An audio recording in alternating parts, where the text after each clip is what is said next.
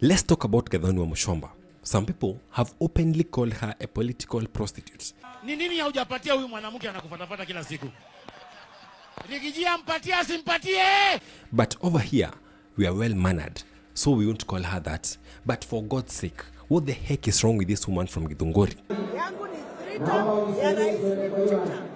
Was Gachagua actually right about her? Mwingine alikuwa kwangu, tukamtoa. Akakimbia Kenya moja, akafukuzwa. Akakuja kwa Matiang'i, akafukuzwa, amerudi kwa Kasongo. Do you know, I hear that it has gotten so bad to the point that even Ruto is planning to cut her off. Case in point, she can't be trusted. Wamuchomba makes me sad. Especially what she has done after Sifuna's rally in Kitengela. It is disgusting. It is unbelievable. In that 1 week period, everybody leak, and let's talk about it. If you love this kind of content, go ahead and like this video and subscribe. Now let's get to the video. William Samuel Ruto has a brand new second hand. Her name is Honorable Wamuchomba. Her role is simply to tell us how SHA is working, and she knows that's not true. For we to understand how we got here, we'll have to rewind. Wamuchomba first rose through Jubilee Party, that is Uhuru's party. She became the Kiambu woman representative on the ticket, on the Jubilee ticket, I mean.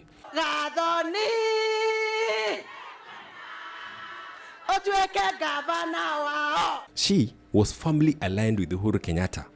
Then, what happened? Uhuru and Ruto split, and suddenly she switched. She joined the Tanga movement. To politics now, and Kiambu woman representative Wamuchomba has shifted her political allegiance from Kieleweke in Jubilee Party to Deputy President William Ruto's United Democratic Alliance, or UDA. Wamuchomba, who for weeks has been sending mixed signals on her political stand, visited Ruto's official residence in Karen, where she formally joined the Tanga axis. That was switch number one. I, William Samuel Ruto. The year is 2022. Ruto becomes president.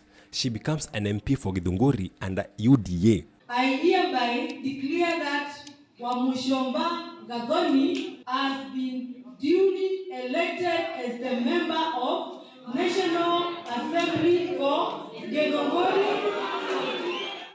Everything looked settled. Then came the Finance Bill of 2023. She opposed it. Then came the Finance Bill of 2024. She openly fought the president.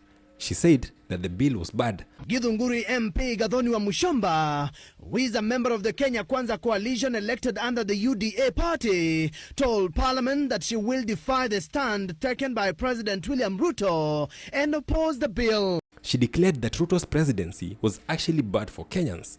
I have gone to my people in Githunguri constituency, and they have told me very loudly that the government of Kenya, through the Finance Bill Proposal 2023, it is punitive, it is oppressive, and it is scandalous.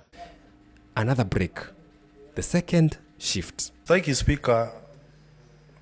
Fisi anapotaka kula mtoto mwanawe husema kwamba ananuka kama mbuzi. Then comes the impeachment of Gachagua. She opposes the impeachment. She's even seen crying when Gachagua was actually hospitalized.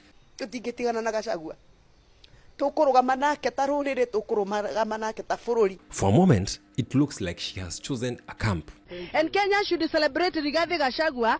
Even if he's a man under siege, he has told Kenyans something. And Kenya should start thinking about what Gachagua has spoken about. Then, Gachagua launches DCP, his party.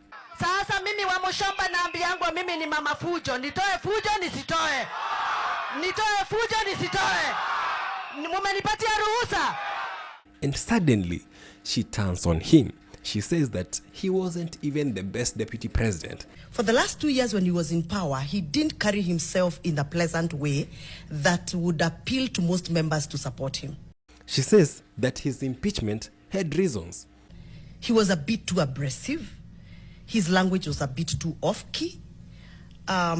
His conduct was sometimes off the radar. That was the third switch.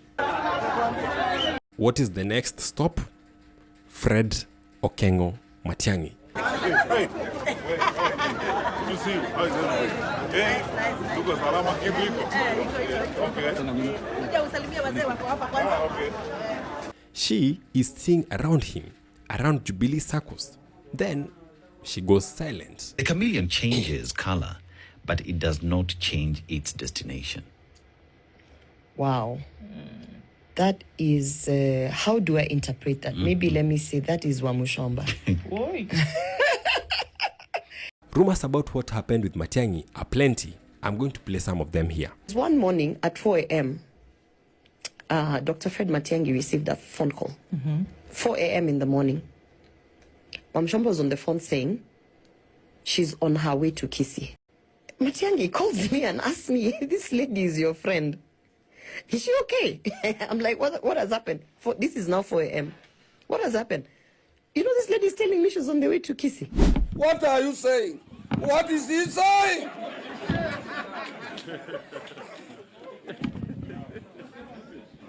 So she doesn't stay there. She leaves again, the fourth time she's moving. Hapa kuna Waluya, hapa kuna Wajaluo, hapa kuna Wakikuyu, hapa kuna Wakisii, hapa kuna Wakamba. Simunipigi makofi sababu mimi ni mama yao. Then she joins Kenya Moja.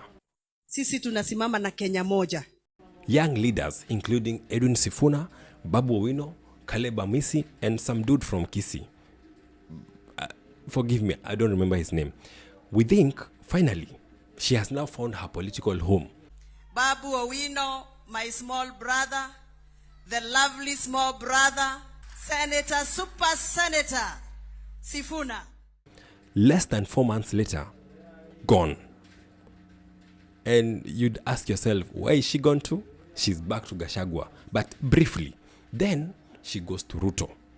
Yes. Nimeona dada yangu Wamuchomba yuko hapa. Pigeni makofi. She goes back to the same president that she once said he's going to be just a one-term president. One term is a one term. We have already finished with the President William Ruto. We have finished.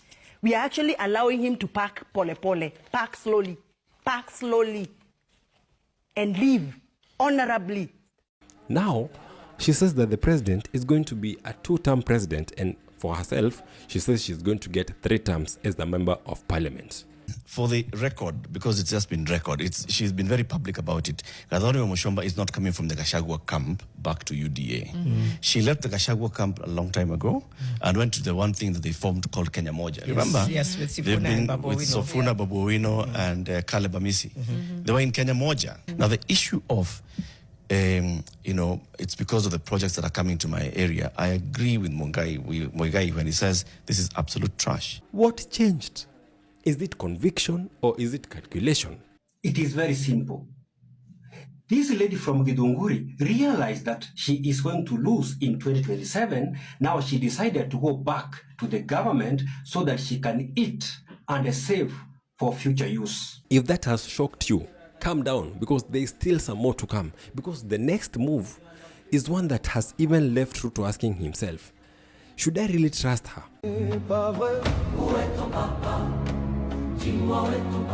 Now, this past weekend, Sifuna was holding a rally in Kitengela. Massive crowd, energy, momentum. Sifuna is the king. Sifuna is the king.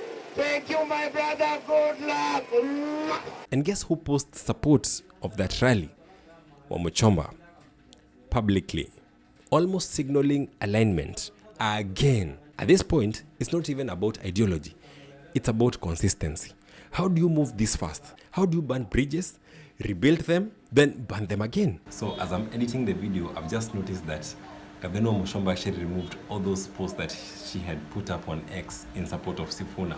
She has removed all of them. They're gone. Now today, she's back to singing two-term. Crazy. William Ruto! Leo na kesho! Maendeleo kuje! And the big issue here is trust. In politics, you can survive many things. But once people cannot predict where you're going, they cannot trust you. And Gathoni Wamuchomba is a very perfect example of some influencers who say they are activists or who say they talk about the issues that affect this country, lakini behind the scenes wanaimba two-term kama national anthem. Even the president right now, I'm sure that question is very strong in his mind. Can I really trust this woman? Because if she left Uhuru, left Ruto, left Gachagua, left Matiang'i, left Kenya Moja, what stops her from leaving again? At what point does even the president say, this is too risky?